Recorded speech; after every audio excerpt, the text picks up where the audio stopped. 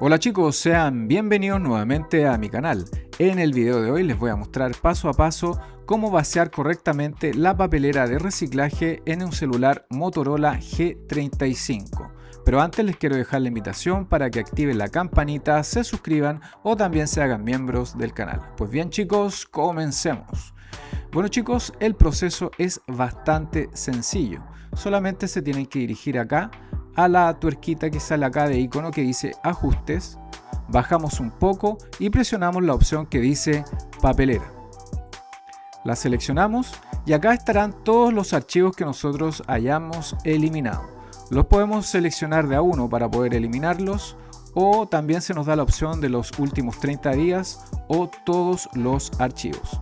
Yo a modo de ejemplo seleccionaré la que dice 30 días. Luego voy a presionar el botón que dice borrar y va a aparecer esta ventana, la cual nos indica que la acción va a ser permanente, por lo cual yo voy a aceptar y voy a poner borrar.